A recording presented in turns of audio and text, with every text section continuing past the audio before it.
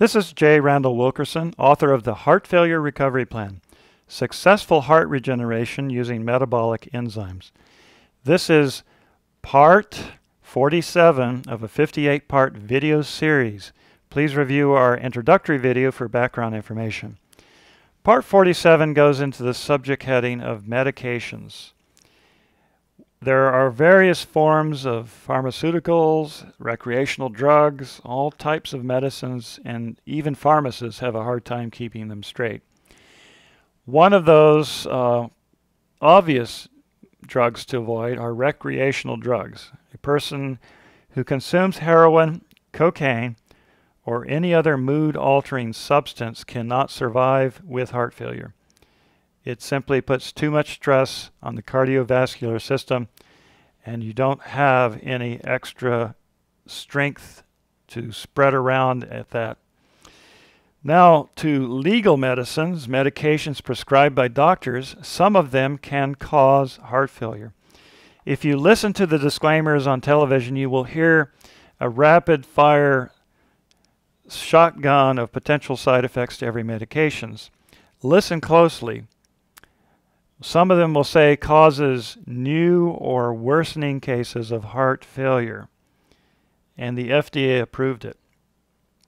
So every medication that you are taking, carefully check the complete side effects list available from your pharmacist for any medications you're taking. Obtain a physician's desk reference called the PDR from your local library. If it's in the reference section, take a list of your medications to the library and read every single thing it says. You are responsible for what you take and how much. And even though your doctor may have prescribed them, he may have not taken into account your personal history or the potential side effects that could be fatal. So know what you're taking and why. Keep doses to a minimum effective level. You may have to question your doctor to find out the basis for his prescription. Many doctors are surprised to see that you are so well informed. The best doctors will work with you and be happy that you're interested. The worst doctors will belittle you and try to get you not to look into their choices. Keep in mind, doctors do in general have an interest in keeping you around for a long time as a customer. They want you until the day they retire. So take charge of your treatment and keep a journal on file for every medication you take with the results. If it's not too much trouble to have life itself for a long future ahead. Now, in my personal case, I still take 2 medications.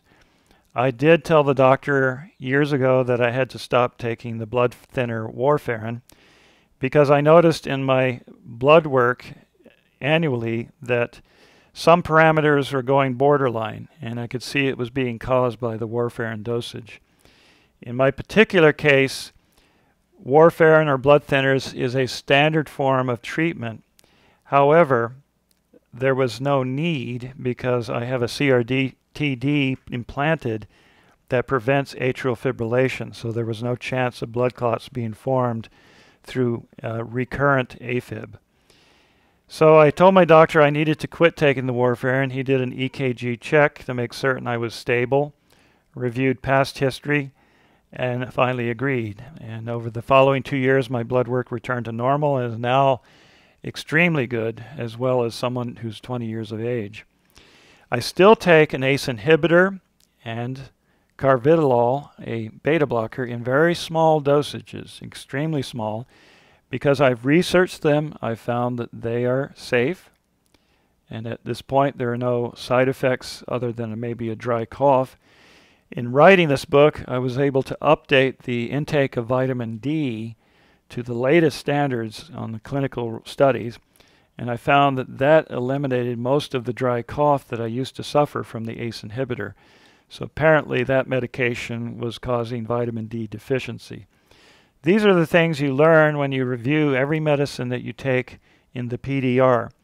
You will find there are small nuances that doctors forget, things that are caused in a secondary reaction. For example, there are many statin medications used that are supposed to prevent heart disease by lowering cholesterol.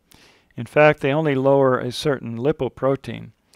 And in so doing, they destroy the CoQ10 in your heart that you need for the energy to pump your blood. So it's a black box warning label required by the Canadian government on every statin drug administered, because it's just like the smoking warning label by the U.S. Surgeon General. It could be fatal. Keep these things in mind with medications. Learn them all and learn what you're taking. Take your life in charge. I am J. Randall Wilkerson, author of the Heart Failure Recovery Plan, Successful Heart Regeneration Using Metabolic Enzymes. This book is available from Amazon in print and Kindle editions. It's available from the Apple iTunes Store in an iBooks edition and from eBay in a print edition. You may also order from the publisher, Wilkerson & Hughes, P.O. Box 777, Altoona, Florida 32702. Just send a check of $24 for the book with shipping. Thank you for listening.